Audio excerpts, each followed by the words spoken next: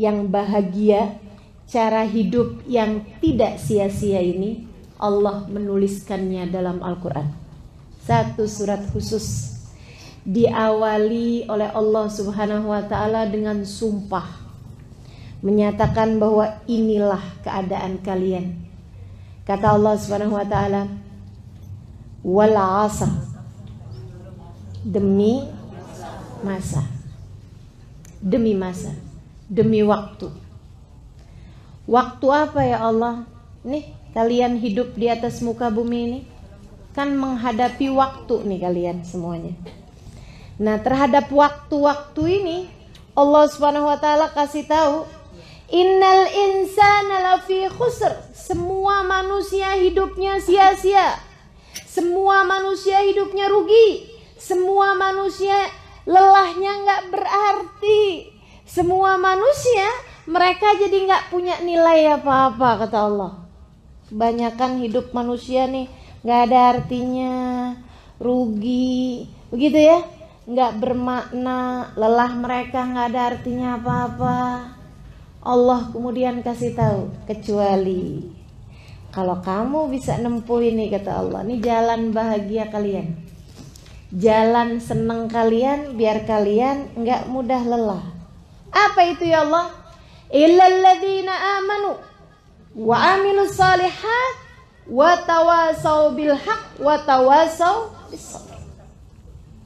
3 hal kalau kalian lakukan menjadikan kalian menjadi bermakna hidupnya, bahagia hidup kalian di dunia sebelum akhirat, hingga kalian mendapatkan seindah-indah kebahagiaan nanti di hari akhirat. Dan teman-teman sekalian, 3 hal ini kalau kau mengerjakannya, kalau engkau memilikinya, maka akan membuatmu tidak mudah lelah, karena kamu menjadi lillah. Gimana itu 3 hal tersebut? Yang pertama, illal ladzina amanu. Kedua, wa amilus sholihat. Ketiga, tawasau bil haqqi wa tawasau bis sabr.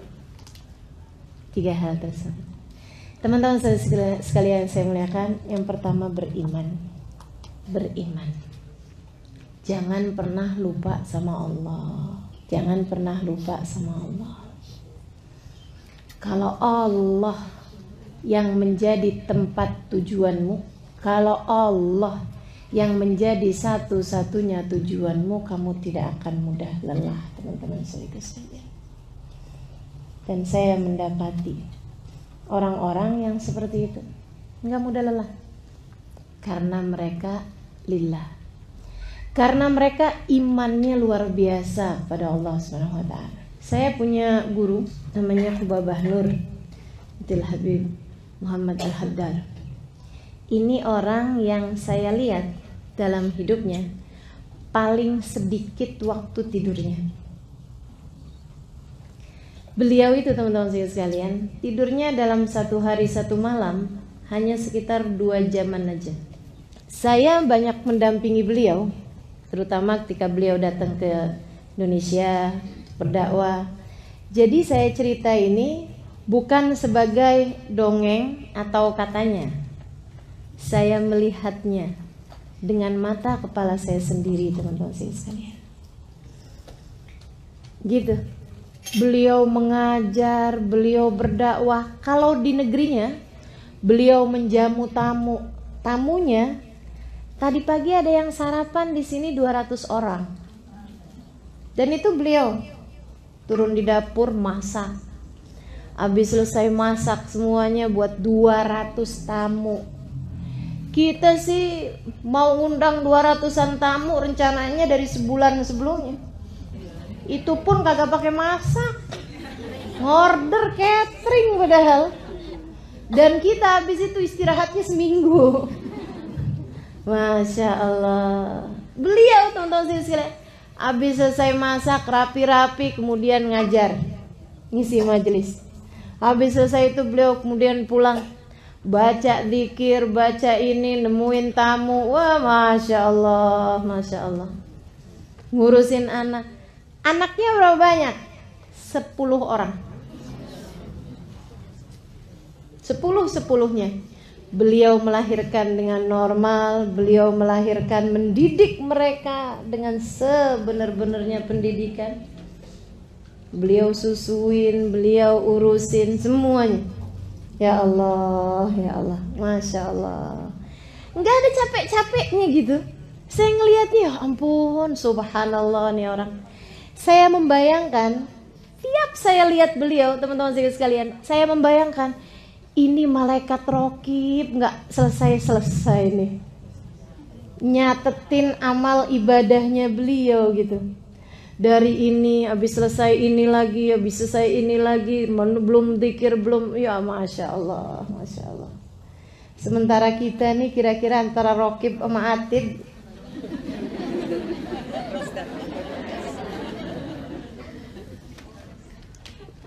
Saudara sekalian yang saya muliakan, satu hari menantu beliau cerita, waktu kedatangan beliau sekitar 3 tahunan yang lalu, 4 tahunan yang lalu di Indonesia, ada menantunya bercerita.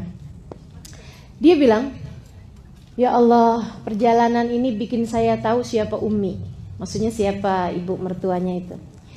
Dia bilang, saya itu sering dengar orang-orang di negeri kami gitu ya, di Abramot, di Tarim, bilang Babah itu ibadahnya Masya Allah gitu kan. Tapi dia bilang saya nggak lihat langsung. Yang sekarang karena perjalanan bersama-sama, makanya kita kalau mau kenal orang, berjalanlah bersama dengan orang tersebut, kamu kenal siapa dia, gitu kan? Itu nggak Bu? Ya. Beliau bilang, si menantunya ini bilang, dia bilang ada satu hari, Hubabah hari itu lagi di Kalimantan.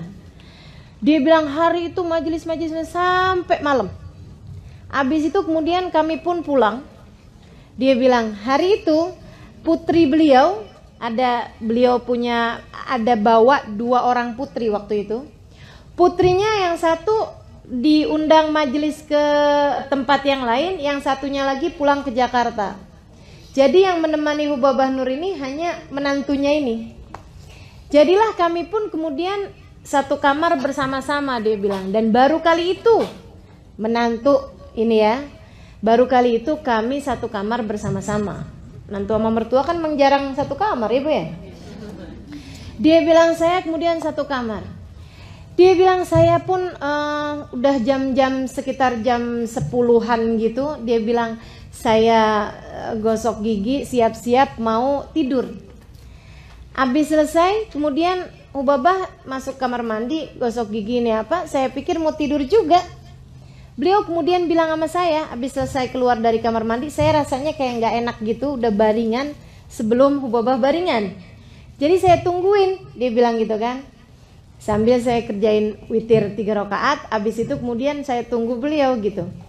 Terus beliau bilang kayak gini, Muna, namanya Muna. Dia bilang kalau kamu mau tidur, tidur nak. Saya masih mau ngerjain maksudnya yang biasa beliau kerjain gitu ya. Dia bilang saya pertamanya kayak sungkan gitu, tapi karena saya pikir saya juga ngantuk, capek banget hari itu habis majelis gitu ya. Dia bilang saya pun kemudian tidur. Ketika sebelum ketidur itu saya lihat beliau lagi sholat. Dia bilang saya bangun entah jam berapa, saya lihat Hubabah tuh belum ada juga di samping. Saya kemudian lihat gitu, beliau lagi baca Quran. Habis itu saya pun tidur lagi. Dia bilang saya kebangun, kayaknya udah jam-jam 2-an gitu. Dan saya lihat tempat tidur di samping nih masih rapi juga gitu. Saya pikir Umi mana sih, udah rada gelap, beliau udah gelapin gitu. Tapi ternyata beliau nggak ada, adanya lagi sujud. Maksudnya nggak lagi baringan di sofa atau apa, tapi masih lagi mengerjakan sholat, masih dengan mukenanya juga lagi sujud. Dia bilang saya pun kemudian tidur lagi yang capek banget gitu ya. Abis itu saya dibangunin, yuk Muna kita sholat subuh nak. Dia bilang dan saya tahu persis karena tempat tidur kami masih rapi, tempat tidur beliau sisinya tuh masih rapi. Dia bilang pagi hari beliau kemudian baca zikir-zikirannya sampai terbit matahari. Habis itu kemudian beliau sholat duha ini apa, habis itu dijemput untuk majelis. Dan beliau datang dengan penuh semangat, habis mandi gitu. Dia bilang, saya dapetin beliau itu gak ada rasa lelah, gak ada rasa capek. Saya hanya mendapati beliau sempat ketiduran di dalam mobil ketika membawa kami pergi ke majelis itu. Dia bilang, itu aja tidur beliau. Dari sekitar 24 jam saya mendapati bersama dengan beliau. Ketiduran di mobil, itu doang yang dianggap sebagai tidurnya. Dan mereka sehat, teman-teman saudara sekalian. Dan mereka nggak lelah, teman-teman saudara sekalian. Kenapa? Di depan mereka berdirikan tujuan mereka, ridha Allah subhanahu wa ta'ala dan surga sebagai tempat kembalinya. Salah satu dari teman saya yang ikut dalam rombongan tersebut, ada salah satu sahabat saya dari Abu Dhabi. Dia cerita dalam rihlah tersebut. Dia bilang gini, berapa waktu yang lalu, Ustazah Halimah, dia bilang, kami lagi bicara-bicara, ngobrol-ngobrol antara Hubabah Nur, putri-putrinya, sama rombongan yang memang datang dari negeri Arab. Semuanya pada ngeluh gitu. Ya ampun, saya udah capek banget nih. Capek banget bahasa kita ya. Udah lelah sekali gitu. Berapa hari kita kurang tidur, berapa hari kita perjalanan terus. Ada lagi satunya ngadu lagi, iya anak yang saya tinggalin sampai telepon, mama kok nggak pulang-pulang, gini begitu, semuanya gitu. Sampai kemudian habis mereka pada curhat gitu, pada ngomong kayak gitu, mereka capek gini gitu. Ubabah bilang, bener nih yang saya ceritain tadi nih, yang hanya 2 jam aja tidur beliau itu pun juga sudah beliau anggap banyak gitu ya. Beliau bilang seperti ini, teman-teman sekalian. Dia bilang, iya nih, saya juga capek. Dengerin teman-teman sekalian, saya juga capek. Karena capek adalah sesuatu hal yang normal untuk dirasakan. Dia bilang, saya juga capek. Terus si ini, anaknya beliau yang paling kecil, tadi telepon, katanya gitu. Dia bilang, mama nih gak pulang-pulang, Umi nih gak pulang-pulang, kapan dong Umi pulang? Gitu. Dia bilang, saya juga pengen pulang, maksudnya pengen cepet ketemu juga sama dia gitu. Saya kangen sama dia, kata Hubabah. Normal sekali teman-teman sekalian. Sebagai manusia berasa rindu, sebagai manusia berasa lelah. Beliau bilang, tapi saya juga kalau di rumah, maksudnya di Tarim, dia bilang saya juga capek. Dan semua orang juga tahu itu. Jamu tamu, sampai tamunya gak habis-habis teman-teman sekalian.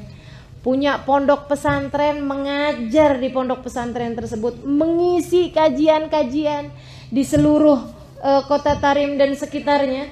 Dan bersama dengan itu ibadahnya, zikirnya, Qur'annya gak pernah selesai-selesai. Anaknya 10, kebayang. Suaminya ulama, kebayang. Kayak apa lelahnya gitu. Beliau bilang, tapi saya juga di mana-mana juga capek. Saya pulang ke rumah pun saya juga capek. Ya udah nggak apa-apa deh. Nih, ini poin nih. Nggak apa-apa deh, saya capek-capek di dunia. Ntar saya mau istirahat kalau udah masuk dalam kuburan.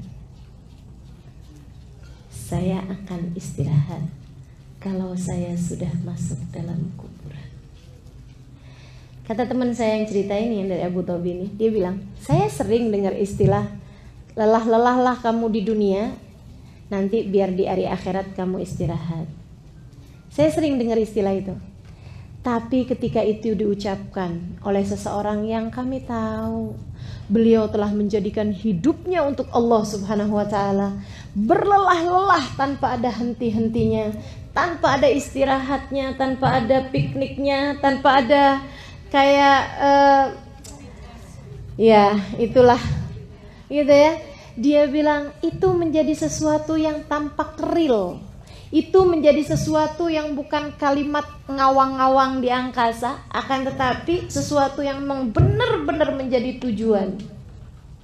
Teman-teman saudariku sekalian saya muliakan, kamu jika memiliki alladzina amanu illalladzina amanu, jika imanmu kepada Allah Subhanahu wa taala kuat, memberdirikan hari kematianmu di depan mata, menjadikan Allah sebagai satu-satunya tempat tujuan, Teman-teman saudaraku sekalian, penatmu menjadi ringan kamu rasa. Lelahmu menjadi mudah untuk menyerah. Lelahnya yang nyerah, bukan kitanya yang nyerah sama lelah, tapi lelahnya yang nyerah. Wah, ini gak bisa digangguin nih, gak bisa digangguin sama lelah. Setannya nyerah, nih kayaknya gak bisa digodain sama capek nih. Dia gak mudah lelah teman-teman sekalian, karena mereka menjadikan hidupnya lillah. Kamu tidak akan mudah lelah kalau kamu jadikan hidupmu lillah. Jadikan hidup untuk Allah SWT. Nyari ridhonya Allah. Teman-teman saudariku sekalian saya muliakan, kata Nabi Muhammad SAW, tidaklah seseorang merasa lebih rugi dibandingkan dari waktu-waktu yang terlewat di atas muka bumi ini tanpa mendekatkan dirinya kepada Allah. Artinya bahwa hal yang paling akan kita sesali nanti di hari akhirat adalah kalau kita tidak berlelah-lelah di atas muka bumi ini untuk menjadikan hidup kita buat Allah SWT. Tapi kalau kamu buat hidupmu di atas muka bumi ini, apapun yang kita punya buat Allah SWT, insya Allah kita nggak akan nyesel nantinya di hari akhirat. Jadi nggak apa-apa teman-teman sekalian, berlelah-lelahlah biar kita nggak nyesel nanti di akhirat. Nggak apa-apa, harus ada capek-capeknya hidup di dunia, gitu ya, biar nanti di hari akhirat kita nggak dicapekkan dengan hisab, dengan azab, dengan neraka, dengan segala kegaduhan-kegaduhan di hari akhirat nanti.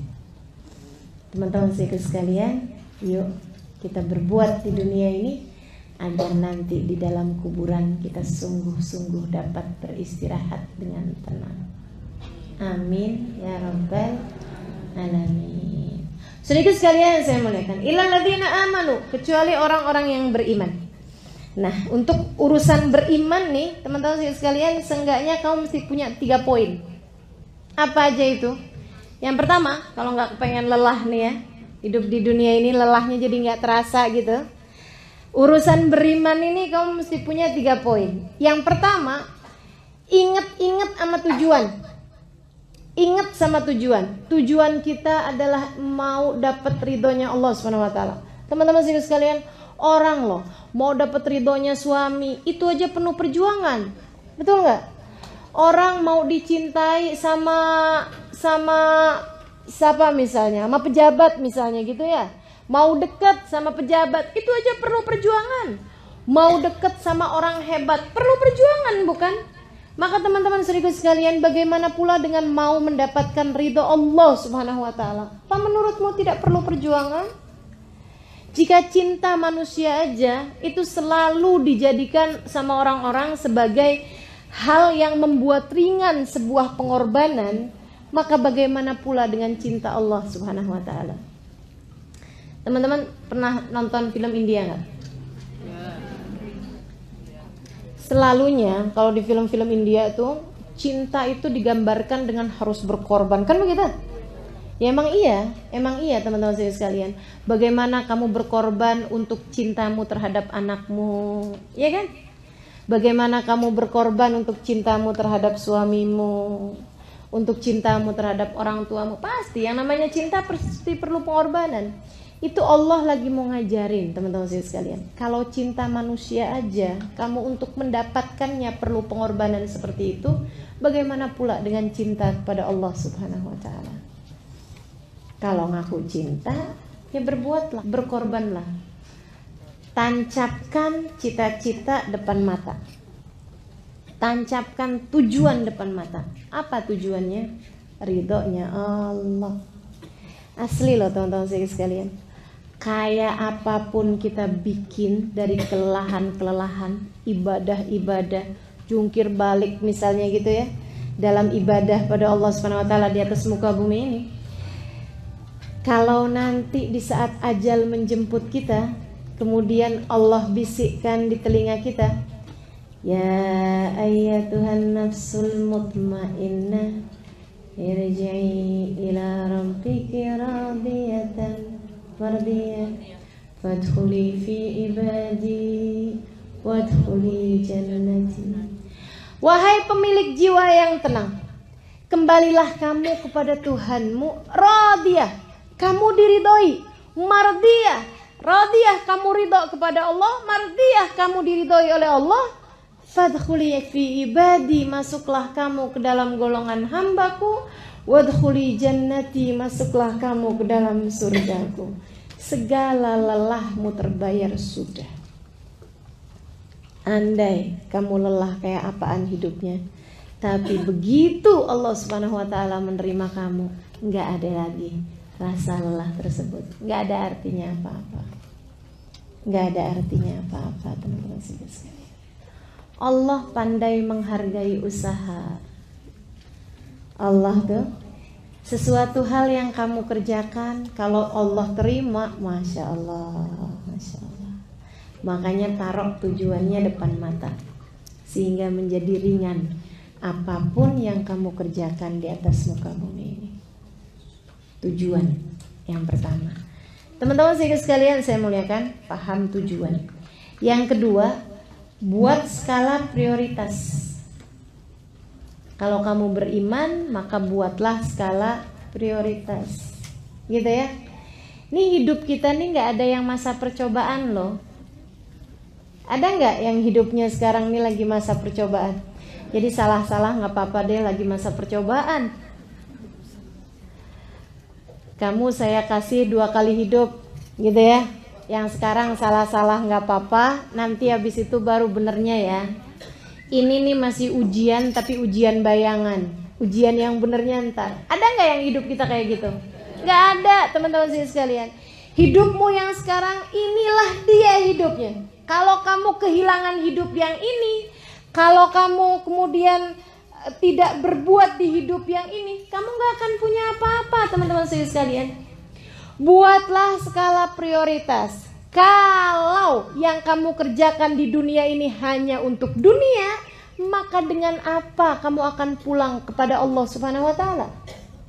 Mau bawa apa? Saya mau sholat duha biar rezekinya lancar. Saya mau baca Quran biar suami saya sayang. Saya mau tahajud biar anak dapat kerjaan yang bagus, biar anak bisa sekolah yang bagus, biar anak cepat dapat jodoh. Misal gitu. Teman-teman sekalian yang saya muliakan, tujuanmu ngerjain berbagai macam hal enggak lillah. Tujuanmu menghadapi berbagai macam, menjalanin semuanya cuman karena pengen dunia. Ntar di hari akhirat apa yang kamu mau bawa? Ya Allah, saya punya duha. Kata Allah, duha kamu kan cuman kepengen rezekinya aku tambahin. Sudah aku tambahin tuh waktu di dunia. Saya punya tahajud, ya Allah. Tahajud kamu kan biar waktu itu tanahnya cepet laku. Kan sudah laku. Saya punya Quran, ya Allah. Kamu waktu baca Al-Quran itu kan kepengen disayang sama suami. Sudah aku beri waktu di dunia. Sekarang dengan apa kamu menghadapku? Jadi gak punya apa-apa, teman-teman sekalian. Makanya difahami makna prioritas dalam hidup. Allah dulu. Man wajadallah famalladhi yafqiduh. Katanya seorang ulama, siapa dia mendapati Allah, dia merasa kehilangan dari apa? Orang kalau dapat Allah, dapat segalanya. Wa man lam yajidillah fa ayyu syai'in yajidu. Dan orang yang kehilangan Allah, gak dapat Allah SWT dalam hidupnya, apa yang dia dapat? Gak dapat apa-apa. Walaupun kamu kaya, walaupun kamu berpendidikan, walaupun kamu cantik, walaupun kamu disayang sama suami, walaupun kamu dicinta sama anak-anak, walaupun kamu jadi pejabat, walaupun kamu jadi apa aja, selagi Allah murka padamu, kamu tidak ada artinya apa-apa. Pahami prioritas, teman-teman serius sekalian. Allah Subhanahu wa Ta'ala adalah prioritas kita. Kita kalau paham prioritasnya, insya Allah jadi nggak mudah lelah, saudariku sekalian. Hidup kita adalah tujuannya untuk mencari ridha Allah Subhanahu wa Ta'ala. Kemudian bagi-bagiin yang pinter pahamin prioritas. Oh ini penting nih, ini penting. Jangan sampai kita nih, banyak banget diantara kita suka kelelahan karena yang mestinya nggak dipikirin, yang mestinya nggak dikerjain. Betul nggak? Yang mestinya nggak diomongin. Tuh yang bikin kita pada lelah. Yang mestinya nggak dikerjain. Waduh, dikerjain semua ya. Padahal nggak penting-penting amat gitu, nggak perlu amat.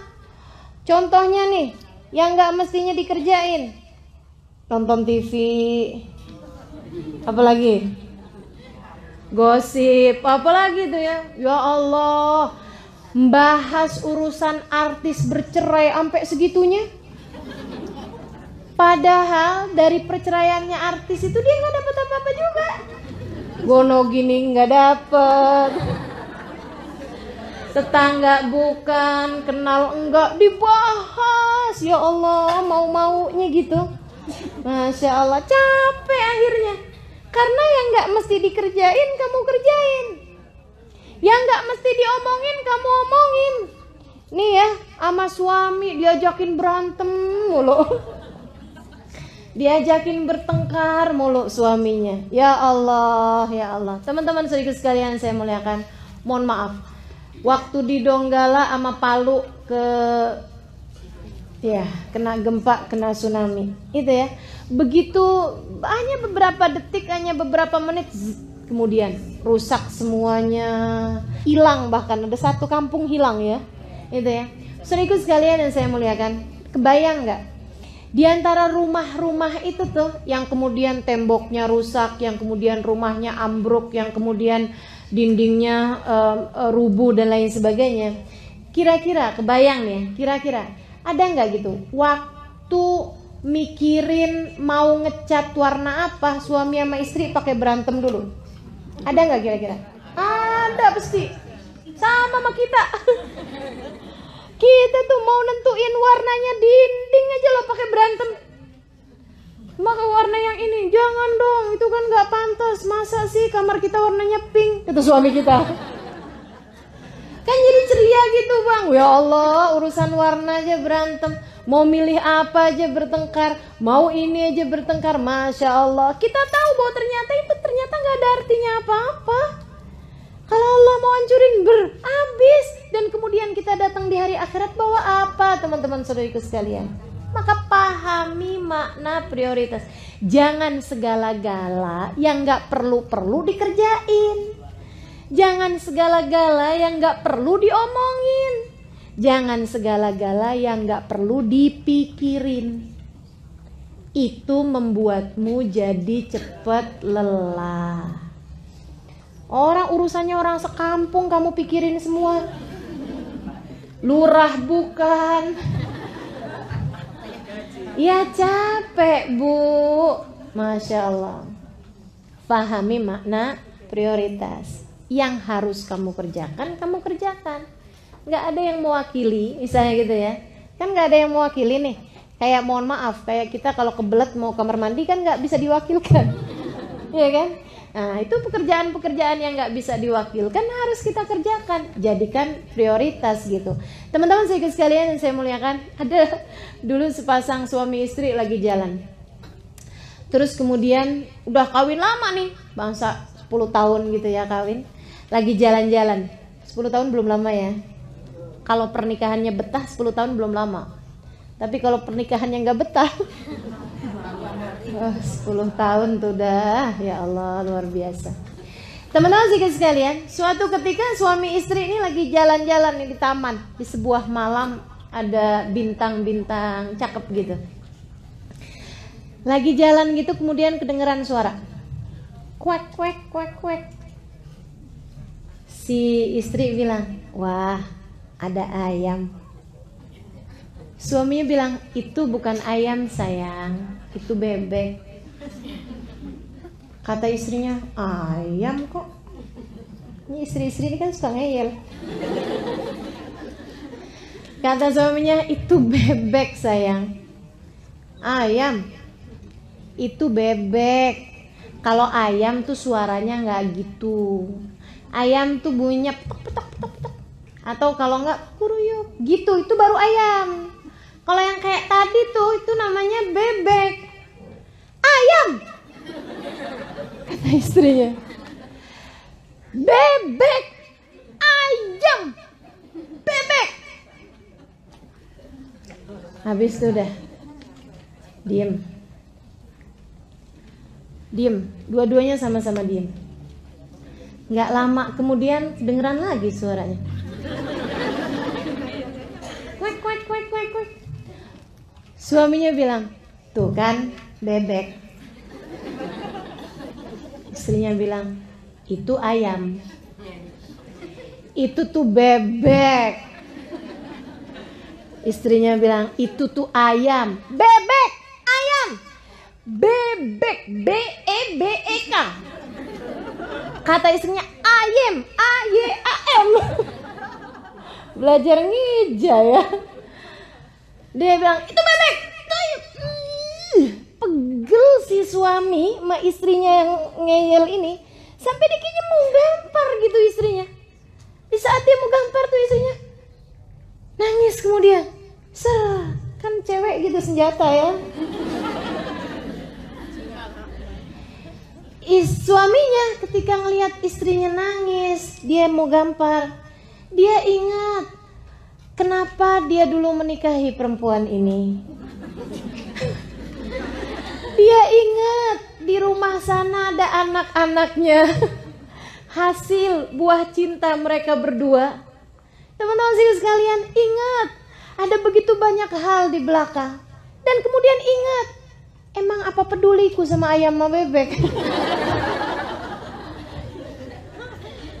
Akhirnya suaminya kemudian turunin tangannya sambil bilang, ya betul sayang, itu adalah ayam. Mari kita jalan. Ada berapa banyak hidup kita di atas muka bumi ini kelamaan ngurusin ayam sama bebek. Coba diingat-ingat teman-teman sekalian. Coba diingat-ingat.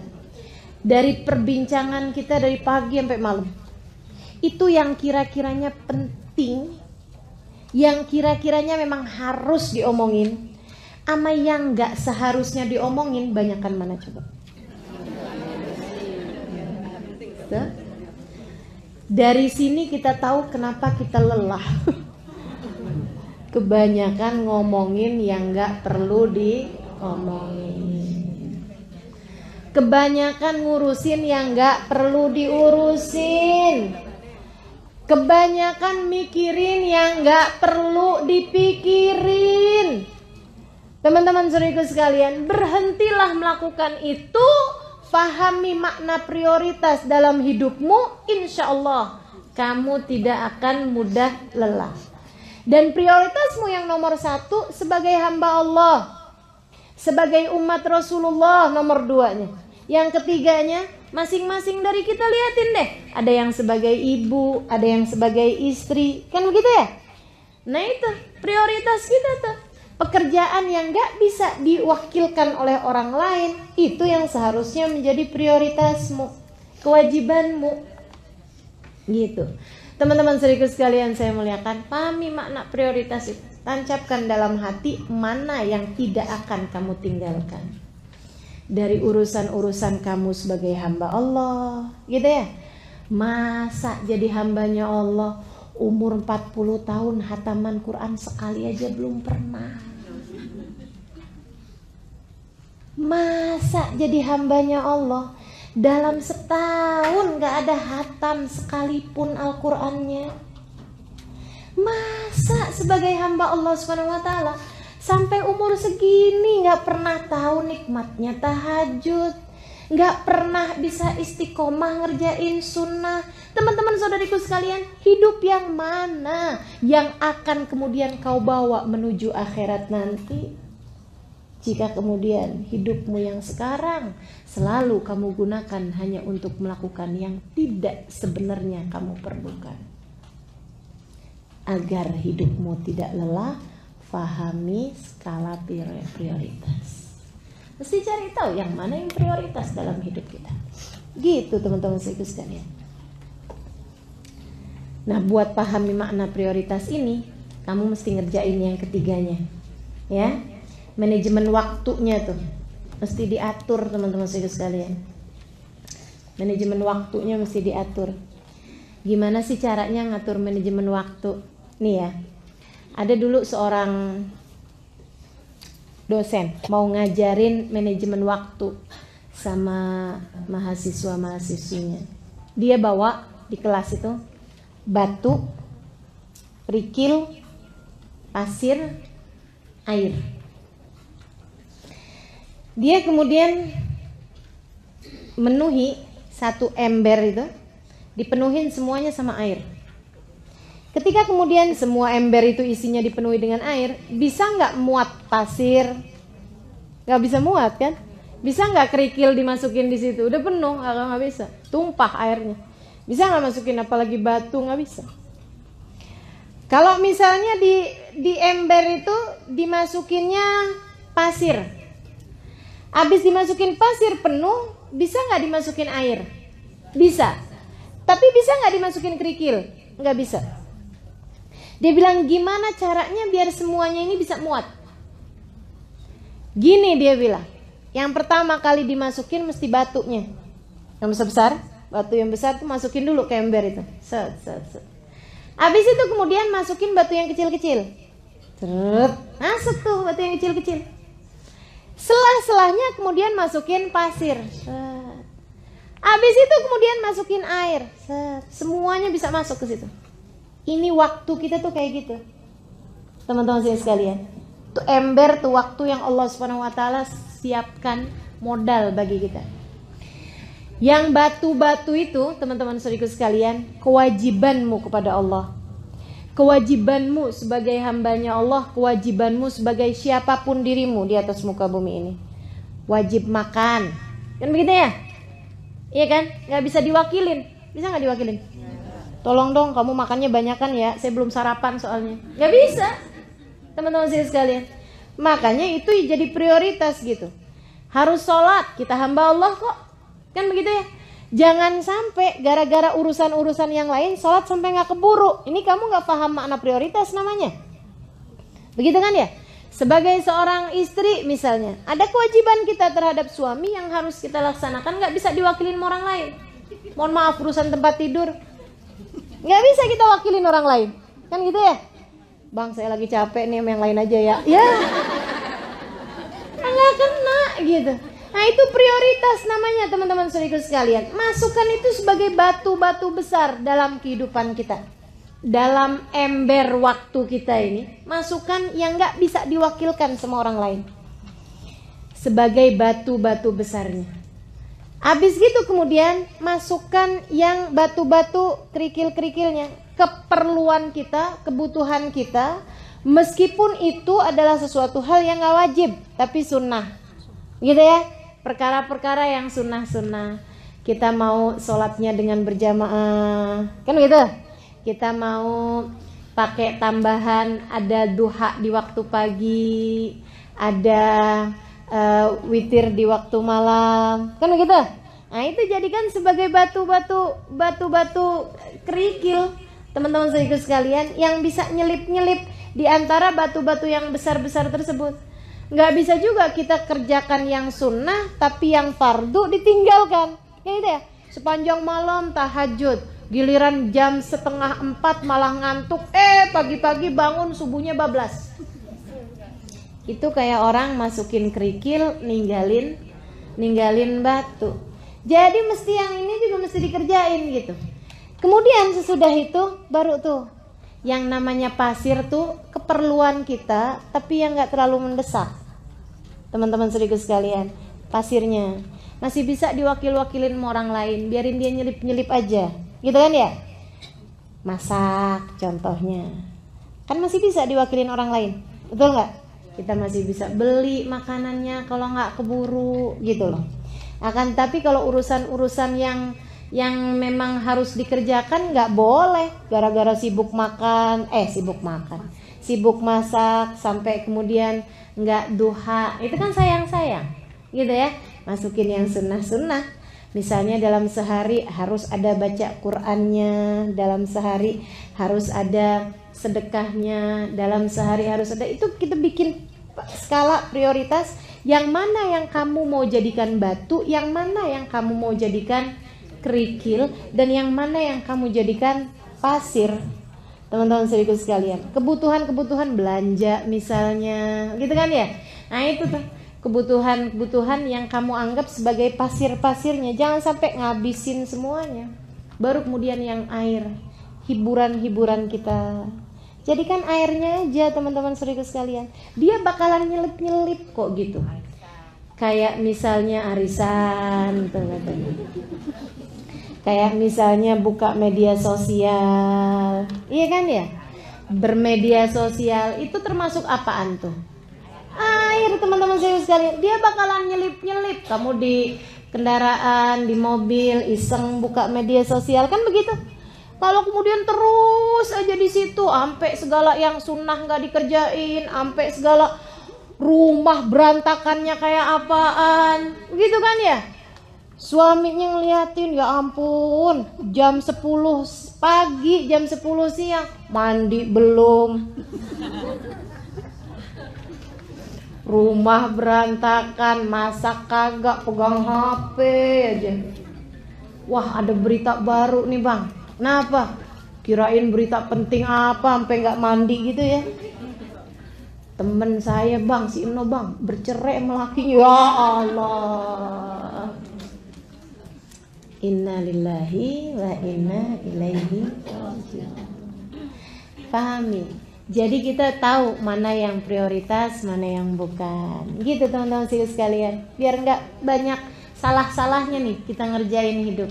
Dan yang terakhir dari keimanan ini ya, mesti kita harus bahas amal sama tawasau bil haq, sama tawasau bis sabr.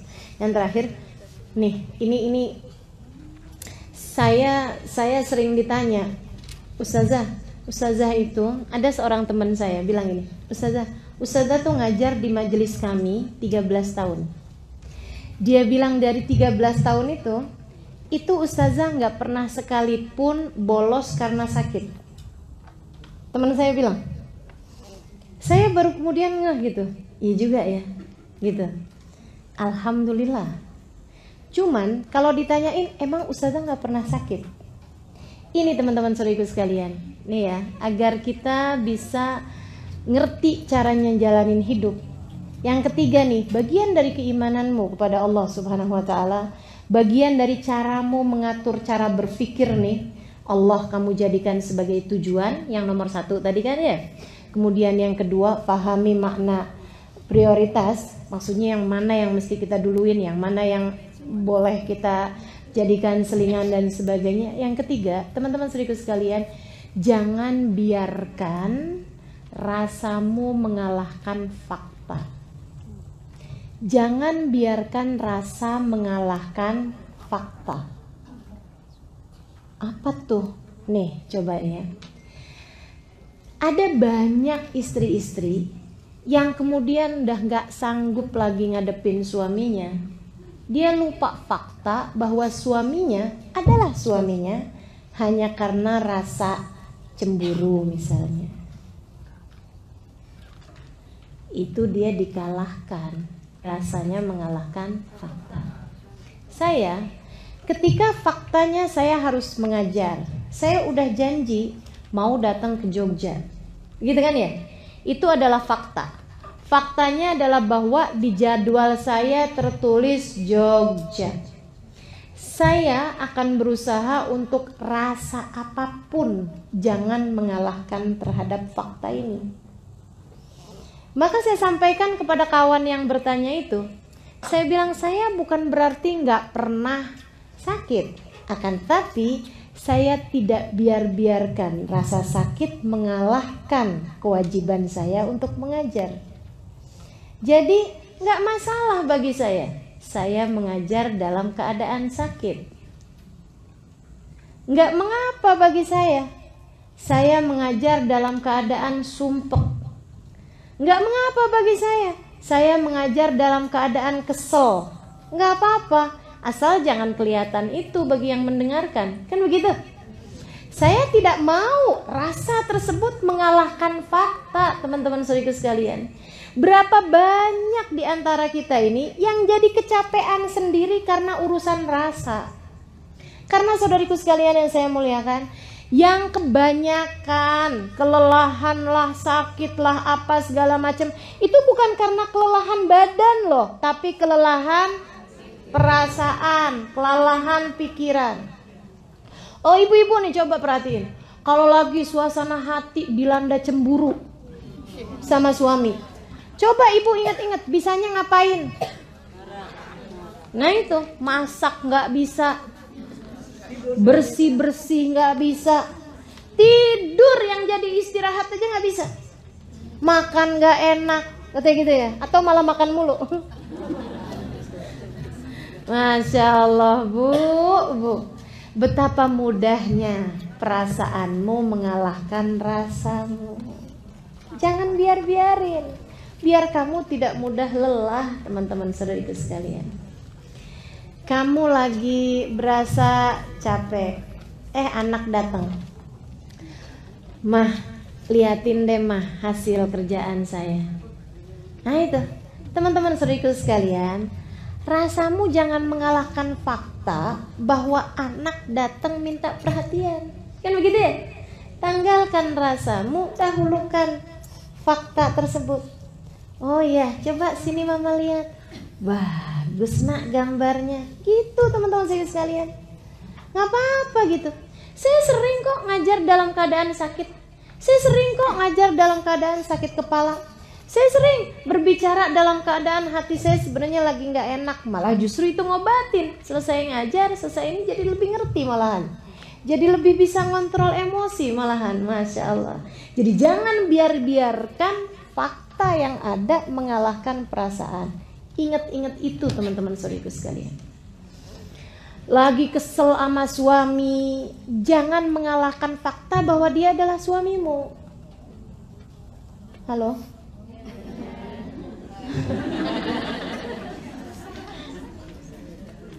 Rasa itu bisa dihilangin, fakta nggak bisa dihilangin. Fakta nggak bisa dihilangin. Maka jangan pernah biarkan yang perasaan itu mengalahkan fakta. Nih ya, ada orang marah-marahin kita, itu fakta. Tapi kamu jawabnya itu rasa kamu. Kamu nanggepinnya itu adalah rasa kamu. Dan rasa itu masih bisa kamu ganti-ganti. Tinggal terserah kamu aja mau dirasain apaan. Ada orang ngata-ngatain gitu ya. Ada seorang ngata-ngatain ulama nih ibu-ibu teman-teman saya sekalian. Dasar anjing kamu. Mohon maaf nih ya. Saya harus sebutkan. Dibilang dasar anjing kamu. Ini fakta. Kan gitu ya? Ada orang marah-marah sama kita. Ini fakta teman-teman saya sekalian. Namun bagaimana kamu menanggapinya ini adalah rasa. Saudariku sekalian yang saya muliakan, si ulama ini ketika dibilangin dasar anjing kamu, beliau kemudian liatin nih, bagaimana dia fakta tidak mau mengalahkan rasa. Maksudnya jangan sampai perasaan mengalahkan faktanya gitu. Beliau kemudian bilang begini nih, makasih ya atas pujiannya. Gimana sih, saya nggak lagi muji kamu kok. Oh, saya dengarnya sebagai pujian, itu kan terserah saya mau nanggepinnya dengan rasa apa. Dia bilang sebab saya lihat nggak ada binatang lebih menyenangkan majikannya daripada anjing. Saya berharap andai saya menjadi anjing bagi majikan saya, Allah Subhanahu Wa Taala. Gitu teman-teman sekalian. Nih sekarang saya tahu rasanya adalah gerah. Jangan sampai itu mengalahkan fakta. Apa faktanya? Faktanya kita perlu konsentrasi mendengarkan kajian. Ini fakta. Faktanya kita sedang berada di majelis ini mendengarkan kajian. Ini fakta. Jangan sampai kita kemudian dikalahkan sama rasa gerah. Kipas-kipasan nggak apa-apa, tapi jangan sampai ada yang memutuskan, aduh nggak kuat dah saya. Aduh, saya mau keluar aja dah. Gitu ya. Teman-teman sekalian saya muliakan, kalau bicara tentang rasa, antara duduk diam mendengarkan dalam keadaan gerah dengan duduk sambil berbicara, kira-kira gerahan siapa? Jangan biarkan rasa mengalahkan untuk membuatmu tidak lelah. Berpikirnya seperti itu teman-teman saudaraku sekalian. Biar banyak benernya kita dalam hidup nih, ya. Baik, saudaraku sekalian saya muliakan, illalladzina amanu, iman kepada Allah Subhanahu wa taala, jangan pernah mengalahkan perasaan-perasaanmu. Berpikir tentang tujuan, jangan sampai kamu mau dikalahkan dengan keadaan apapun. Fahami yang mana yang prioritas dalam hidup sebagai penghambaanmu kepada Allah Subhanahu wa taala, teman-teman sekalian. Itu. Kemudian yang kedua, katanya Allah Subhanahu wa taala dalam Al-Qur'an, wa amilus sholihat. Orang yang hidupnya tidak sia-sia, orang yang hidupnya bermakna adalah mereka-mereka yang selalu amilus sholihat. Kerjakan kebaikan. Kerjakan kebaikan. Baik kebaikan antaramu dengan Allah Subhanahu wa taala ataupun kebaikan dengan antaramu dengan sesama manusia, teman-teman sekalian. Kerjakan kebaikan untuk dirimu sendiri. Kerjakan kebaikan untuk dirimu sendiri. Kerjakan kebaikan yang menjadi jalanmu dengan Allah Subhanahu wa taala. Kerjakan kebaikan. Hidup ini pokoknya amilus sholihat tuh jangan pernah jauh-jauh. Sebab beriman doang tanpa amilus sholihat nggak ada artinya apa-apa, teman-teman sekalian. Selalu aja kalau kita liatin, pasti tuh antara iman sama amal baik tuh pasti nyambung. Selalu aja gitu. Lalladzina amanu wa amilus sholihat. Lalladzina amanu wa amilus sholihat. Kayaknya Allah lagi mau bilang bahwa kamu iman doang tapi nggak mau kerja, nggak ada artinya apa-apa juga. Gitu. Jadi kalau kamu mau hidupnya menjadi bermakna, ini jangan pernah jauh-jauh dari amilus sholihat. Berbuat kebaikan. Berbuat kebaikan dibagi dua, teman-teman sekalian. Kerjakan yang disuruh, sama yang kedua tinggalkan yang dilarang. Gitu. Tinggalin yang dilarang. Allah nggak bolehin, ya udah tinggalin. Allah nggak bolehin hutang riba. Jangan mau berhutang. Berhutang riba, tinggalin. Abisnya gimana ya ustazah kalau nggak kayak gitu? Nanti kita nggak dapat utangan, gitu. Itu disebabkan karena kurang amanu di atas tadi itu. Kamu nggak tahu yang ngasih rizki itu cuma satu loh, Allah Subhanahu wa taala. Gitu ya. Jangan sampai itu tuh yang kamu pikir, kalau saya nggak berhutang, saya nggak akan bisa makan, saya nggak akan bisa bayar cicilan, saya nggak akan bisa ini. Itu perasaan loh, bukan fakta. Kan begitu ya? Bukan fakta, teman-teman saudaraku sekalian.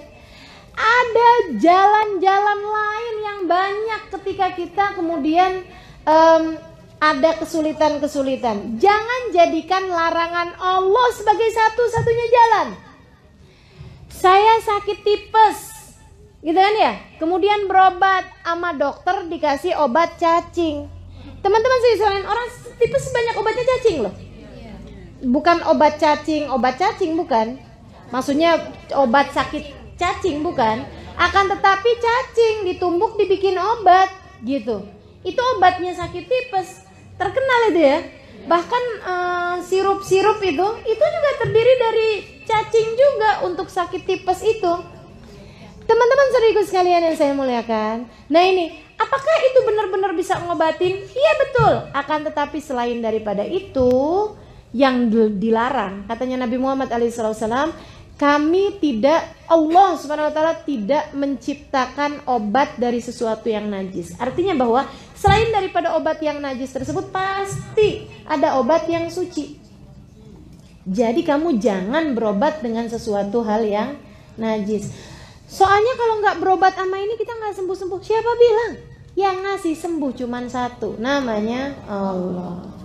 Jangan pernah menjadikan sesuatu yang haram sebagai pilihan dalam hidup. Jangan pernah jadikan sesuatu yang haram sebagai pilihan dalam hidup. saya kerja nih, tapi di perusahaan nggak bolehin saya pakai jilbab. Gimana nih? Ya udah, habisnya mau gimana lagi? Ya udah deh, terpaksa. Nggak ada ceritanya teman-teman sekalian, nggak ada ceritanya. Jadi gimana dong kalau kayak begitu? Ya itu tadi, jangan pernah jadikan sesuatu yang haram sebagai pilihan. Yang ngasih rezeki Allah Subhanahu wa taala. Yang ngasih sembuh Allah Subhanahu wa taala. Satu hari saya kena tipes. Nih ya, satu hari saya sakit tipes. Dan itu benar-benar karena memang waktu itu, subhanallah juga, waktu itu saya nggak ada majelis, tapi ada bepergian untuk satu acara yang saya tidak mengisi. Jadi nggak wajib datang sebenarnya.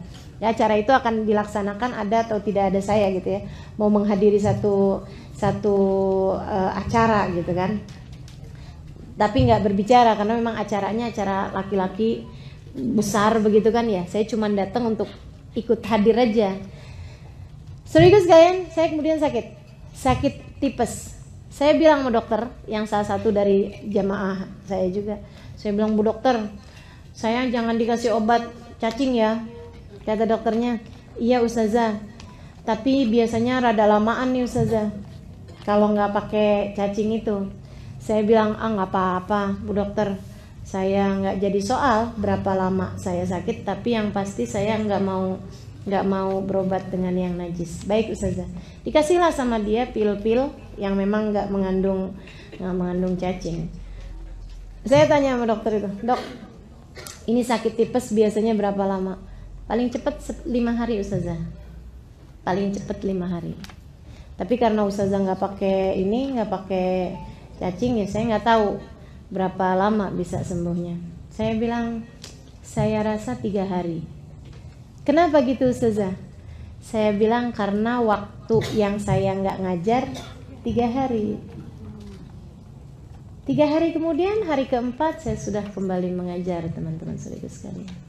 Apa udah nggak sakit? Ada sih sisa-sisanya, tapi saya masih bisa jalan, saya masih bisa bicara dalam hari yang keempat itu gitu. Kenapa teman-teman saudara sekalian? Saya tidak membiarkan itu tadi ya, rasa mengalahkan fakta. Selagi saya masih bisa berdiri, masih bisa berbicara, saya akan melakukan apa yang seharusnya jadi kewajiban saya. Itu ya. Jadi teman-teman saudara sekalian yang saya muliakan, jangan pernah punya pilihan haram untuk kamu lakukan. Gitu. Dan saya mau kasih tahu sama teman-teman bahwa kalau ada pilihan mengerjakan yang haram, itu selalu setan tuh ngasih pilihan bahwa ini enak gitu. Saudara sekalian yang saya muliakan, tidak ada yang enak dalam maksiat kepada Allah Subhanahu wa taala. Gak ada yang enak dalam maksiat kepada Allah. Walaupun ketika kamu jalaninnya kelihatannya enak, enaknya itu pun juga fata morgana. Mohon maaf ya, seorang perempuan ketemu sama laki-laki, suaminya orang. Dia sendiri mungkin punya suami juga, tapi dia ngerasanya kayak yang, ini kayaknya gak asik suami saya, suka sibuk-sibuk sendiri. Dia kemudian ketemu sama laki-laki lain, begitu ya, ngobrol-ngobrol, manja-manja, gini gitu, berasanya kayak enak. Berapa lama dia berasa senangnya? Teman-teman sekalian, saya yakin, hakul yakin, asal pulang di rumahnya sendirian, berasa ngelihat diri sendiri kayak murahan amat ya saya. Ketika ngeliatin suaminya, ya ampun, maafkan saya. Apalagi pas ketemu anak-anaknya, duh rasanya. Kalau anaknya kemudian gak nurut sama dia ngerasanya, iya ibu kayak saya emang gak pantas buat diturutin gitu. Betul apa enggak? Jadi hina kamu teman-teman sekalian. Rasa seneng ketika kemudian bersama dengan laki-laki itu, semenit, 2 menit, 10 menit. Oke, berapa lama? Setengah jam, 1 jam. Begitu kamu arah pulang, ya, begitu kamu nyampe di rumah, ketemu sama suami, perasaan kamu gak enak. Ketemu sama anak, perasaan kamu gak enak. Ngerjain berbagai macam hal, perasaan kamu gak enak. kemudian bawaan sumpek mulu, bawaan pengen marah mulu, bawaan kesel mulu, bawaan ya Allah. Berapa lama? Berjam-jam, bahkan berhari-hari sesudahnya. Saya ketika satu waktu saya bikin satu video, saya cerita bahwasanya nggak ada cara memuliakan hidup lebih daripada taat kepada Allah SWT. Orang ketika lagi berbuat maksiat di diskotik misalnya, dia mabuk-mabukan, dia bercanda-bercanda sama temen-temennya, dia jejingkrakan, berasa kayak seneng gitu kan. Terus dia pulang, begitu nyampe di rumahnya, dia kemudian berasa sumpek, berasa sedih, berasa gak enak, hidupnya hampa, berasa waduh tersiksa luar biasa. Dia pikir karena dia udah kepengen kangen lagi sama teman-temannya. Bukan teman-teman saya sekalian, akan tetapi disebabkan karena hatimu rindu kepada Allah Subhanahu wa taala. Karena rohmu kepengen sama Allah Subhanahu wa taala. Itu saya ketika bikin video itu kemudian saya sebarkan gitu ya. Kamu harus tahu bahwa tidak ada cara buat membuat hatimu senang, hidupmu bahagia, tidak berasa lelah, tidak depresi, tidak sumpah kecuali dengan ngerjakan taat kepada Allah Subhanahu wa taala. Ada seorang kawan, dia bilang, "Ustazah kok tahu banget sih Ustazah? Emang Ustazah pernah ngalamin?" Saya bilang, "Ngalamin apa? Di diskotik gitu, mabok-mabokan?" "Enggak lah," saya bilang. "Kok Ustazah tahu persis gitu rasanya?" Dia bilang, "Saya Ustazah ngalamin masa-masa itu." Dia bilang saya lagi bandel gitu kan. Dia bilang saya pergi ke diskotik, saya mabuk-mabukan, saya bercanda-bercanda sama teman-teman saya, jejingkrakan gini gitu segala macam. Dia bilang sampai pulang. Nanti begitu nyampe di rumah, glosor saya Ustazah di lantai rumah saya, di kamar saya. Dia bilang saya menangis, saya ngerasa ya Allah kok sedih banget hidup saya. Saya ngerasa jadi orang paling malang di dunia. Gitu aja terus. Dia bilang, saya pikir wah ini kurang banyak maboknya. Besoknya saya mabok lagi. Gitu. Dia bilang besoknya lagi saya pulang kayak gitu lagi. Nangis-nangis sendiri, depresi sendiri, susah-susah sendiri. Emang bener.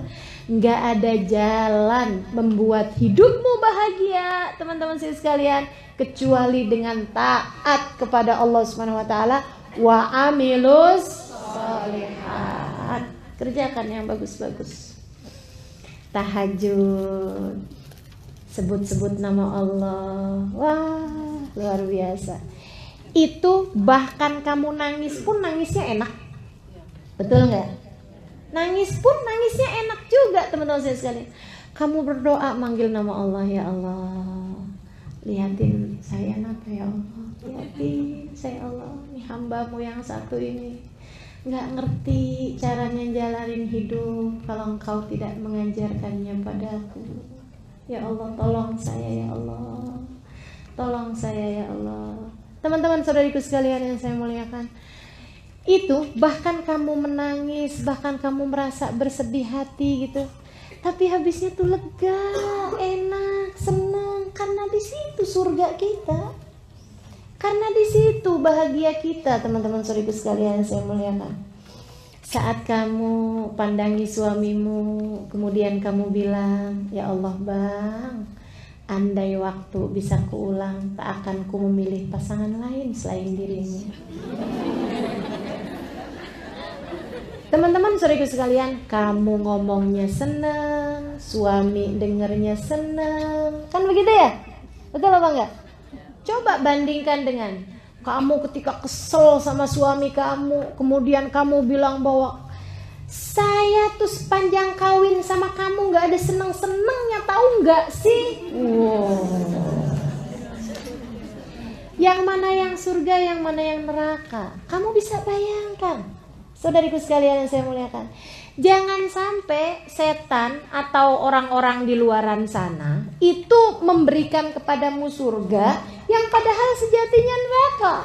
Atau sebaliknya, mereka tuh bilang bahwa itu neraka padahal sebenarnya surga. Teman-teman saudariku sekalian, jangan sampai mengelabuimu itu. Makanya yang punya suami, suaminya sayangin beneran. Jangan sayang suami orang. Sayangi suamimu, nikmati suamimu, gitu ya.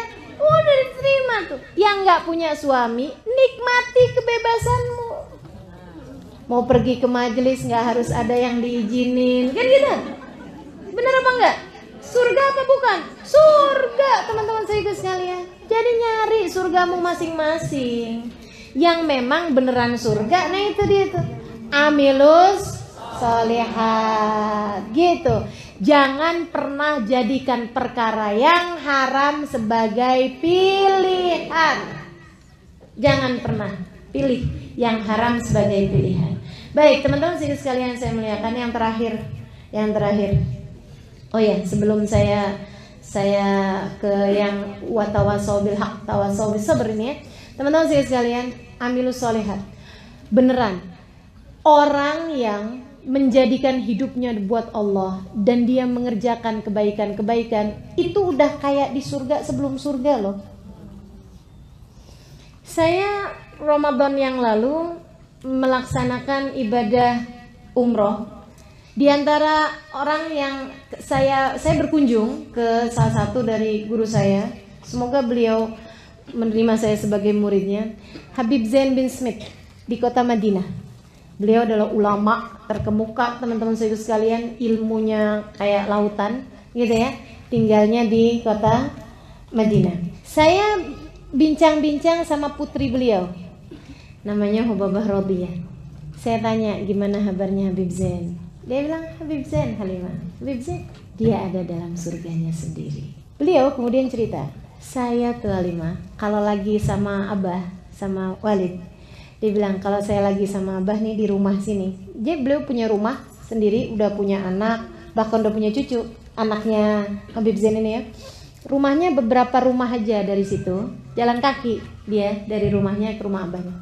Dia bilang, saya kalau lagi di rumah Abah rasanya kayak lagi di surga.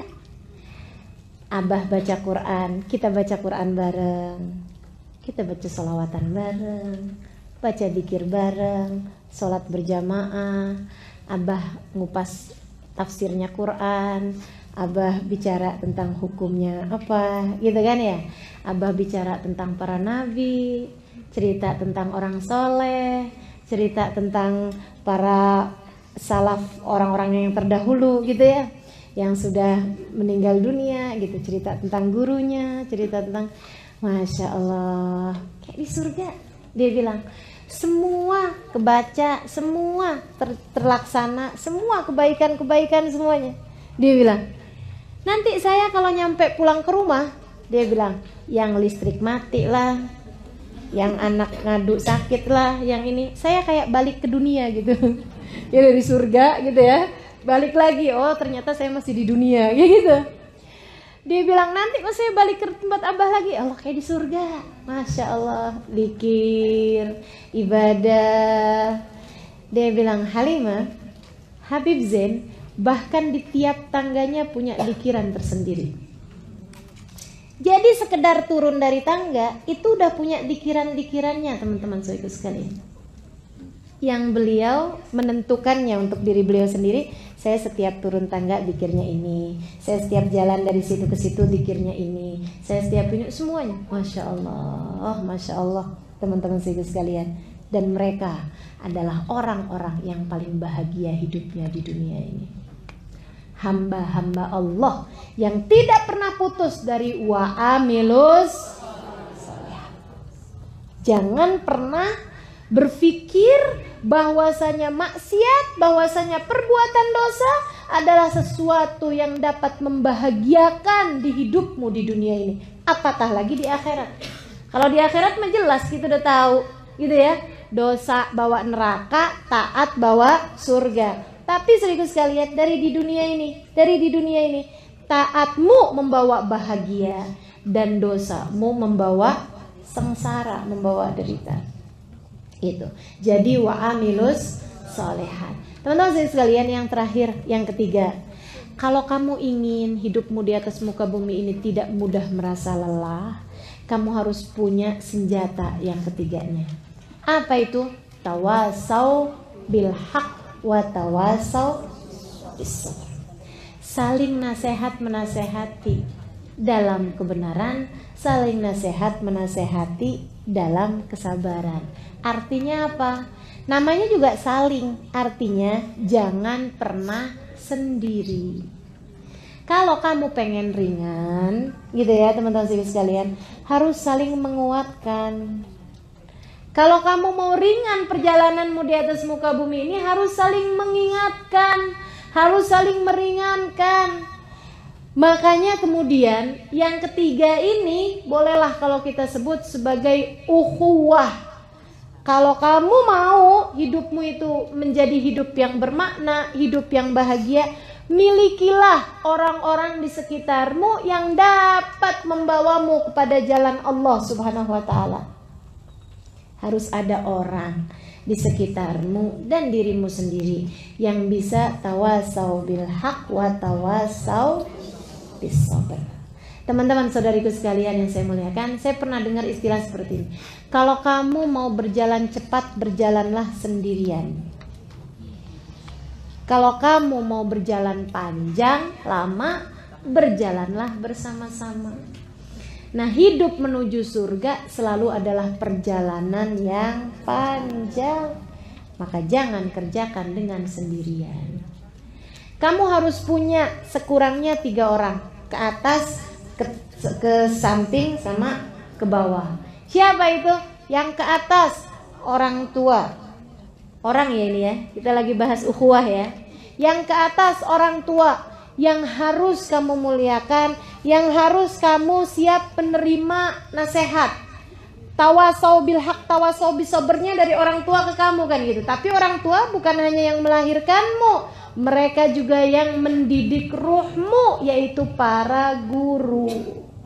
Hidup ini kalau mau ringan, kalau mau nggak mudah lelah, kamu harus punya seseorang yang dapat memberitahumu. Kamu harus begini, kamu harus begitu. Kalau enggak, nyari jalan sendiri susah.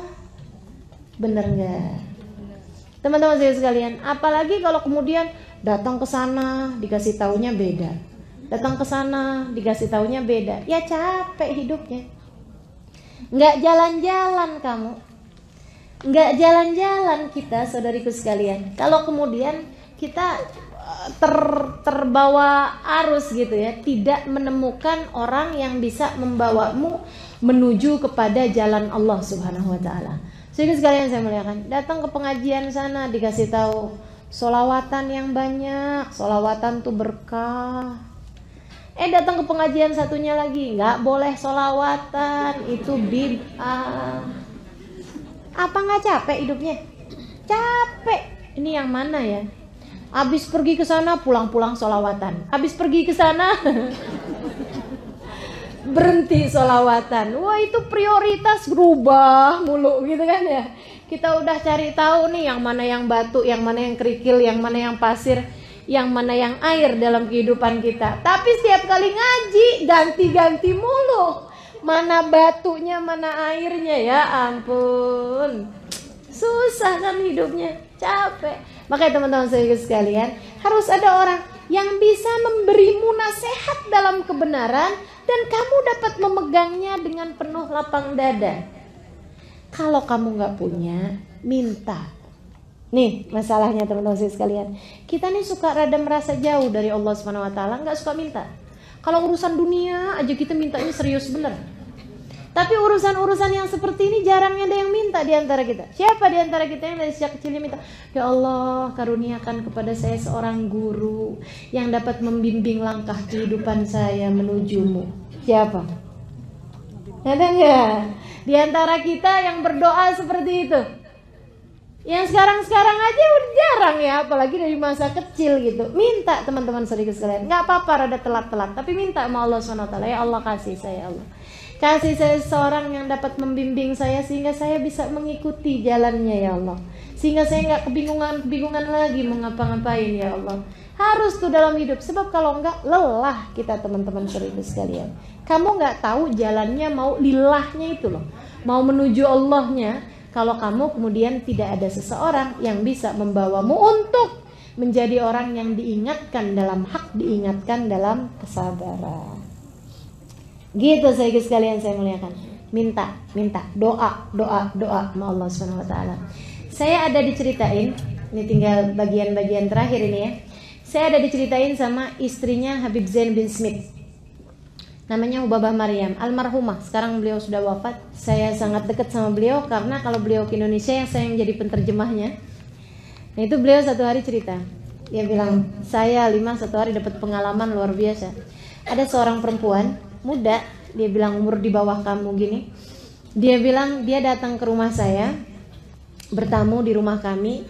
Dia bilang saya ketika menemui dia lagi ngeliatin fotonya Habib Zain yang tadi saya ceritain, yang setiap tangganya aja punya zikir, itu ya. Itu beliau perempuan ini lagi ngeliatin fotonya Habib Zain, diliatin gitu, pandangin. Habib Zain sudah sangat tua ya, usianya mendekati 80-an tahun. Terus dia bilang, saya ketika masuk ke ruangan itu, Assalamualaikum. Terus dia bilang, Waalaikumsalam warahmatullah. Terus dia salam, terus dia nanya gitu, Ibu istrinya Habib Zain? Dia bilang, iya saya istrinya, saya Hubabah Maryam. Akhirnya kemudian dia ngobrol. Dia bilang, Hubabah, saya itu alhamdulillah selama ini suka baca kitabnya Imam Ghazali, suka baca Quran, suka baca tafsir, suka belajar. Dia bilang, dan saya kerjain amalan-amalan tahajud ini apa semuanya kerjain. Dia bilang, tapi saya ngerasa kalau saya tuh nggak punya guru. Jadi saya pun minta sama Allah. Nih ya, saya pun minta sama Allah, ya Allah kasih saya guru, ya Allah saya guru yang dapat membimbing saya di kehidupan dunia ini. Biar saya nggak bingung, biar saya nggak salah gitu. Kasih saya guru. Dia bilang, tadi malam saya tuh tidur, kemudian saya bermimpi saya dibangunin oleh seseorang, tapi nggak pakai nyentuh. Di mimpinya itu cuman bilang Gumi. Saya pun bangun, dia bilang, dalam mimpi saya itu saya bangun dan keadaan saya seperti saya tidur itu. Maksudnya memang keadaannya kayak gitu. Kemudian yang membangunkan saya itu adalah seorang laki-laki usia sekitar 70-an tahun, pakai gamis, pakai pakai surban. Dia kemudian bilang begini nih, Gumi, bangunlah nak, sholat witirlah. Nabi Muhammad bilang, man lam yutir falaysa minna. Siapa yang gak witir, dia bukan termasuk dari kelompok kita. Bangun ayo witir, gitu. Saya kemudian ngerasa bahwa ini adalah ijabah doa saya, bahwa Allah memberikan kepada saya guru. Jadi saya pun nanya gitu sama beliau dalam mimpi saya, siapakah gerangan dirimu ini? Maksudnya man antum gitu loh, siapa engkau gitu. Dia kemudian menjawab, ana Zain bin Smith. Saya adalah Zain bin Smith. Teman-teman sekalian, dia bilang saya kebangun dan saya ngerasa senang banget, alhamdulillah Allah saya kasih guru dalam hidup. Saya buru-buru wudhu, saya kemudian sholat witir. Dia bilang abis itu kemudian pagi-pagi saya googling, baru-baru aja ya berapa tahun yang lalu. Saya googling itu Zain bin Smith siapa sih gitu. Saya tulis namanya gitu, Zain bin Smith. Saya mau tahu gitu itu orang abad kapan, ulama kapan. Ternyata ketika saya lihat, tahulah saya bahwa beliau adalah masih hidup, dan tahulah saya bahwa beliau tinggalnya di Madinah. Saya cari tahu alamatnya Hubabah. Pagi ini saya datang ke rumah ini untuk datang kepada Hubabah dan untuk datang kepada Habib Zain. Terimalah kami sebagai muridmu. Jadi teman-teman sekalian, mintalah kepada Allah guru yang membimbing dalam kehidupanmu itu, biar kamu gak bingung-bingung, biar kamu gak lelah. Saudariku sekalian saya muliakan. Dan Allah belum tentu kemudian memberikan kepadamu guru di dunia, maksudnya guru yang masih hidup. Bisa jadi juga kalau dijabah sama Allah SWT, Allah langsung membimbingmu bisa. Tapi tidak kemudian menjadikan, nih ya, bahayanya orang kalau gak punya guru. Jangankan orang yang gak punya guru, orang yang belajar dari kitab tanpa guru, mangkana syekhuhu kitabuh, kana iblis yakunu syekhu. Siapa yang belajar hanya dari buku, nggak ada gurunya, nggak ada pemandunya, maka setan yang akan datang sebagai gurunya. Baca Quran dipaham-pahamin sendiri, pakai dari terjemahan pula. Teman-teman saudara sekalian, yang ada salah-salah kita. Makanya minta sama Allah Subhanahu wa taala, minta doa, minta sama Allah Subhanahu wa taala, ya Allah kasih saya guru yang membimbing saya. Itu kalaupun nggak dikasih orang yang masih hidup, Allah akan karuniakan kepadamu guru-guru yang sudah meninggal dunia mungkin, yang akan terus membimbingmu, atau yang pastinya seperti dituliskan oleh Syekh Abu Bakar Syato dalam kitabnya I'anatul Talibin, man akthar minas salati ala nabi sara nabi sallallahu alaihi wasallam syekhu. Siapa yang banyak selawatannya kepada Nabi dan dia doa minta sama Allah, ya Allah karuniakan kepada saya seorang guru, ada banyak di antara mereka yang Nabi Muhammad kemudian menjadi guru dalam hidupnya. Jadi kamu akan selalu terbimbing teman-teman saudara sekalian, nggak akan pernah salah memilih-milihnya, gitu kan ya? Jadi kayak dipandu gitu, kayak ditunjukin gitu, nggak kayak kedengeran. Jangan berpikir ini sesuatu yang mistik ya. Jangan berpikir kemudian akan ada orang yang kemudian nuntun kamu, pegangin kamu, itu enggak gitu. Tapi terbimbing dalam hidup. Paham maksud saya?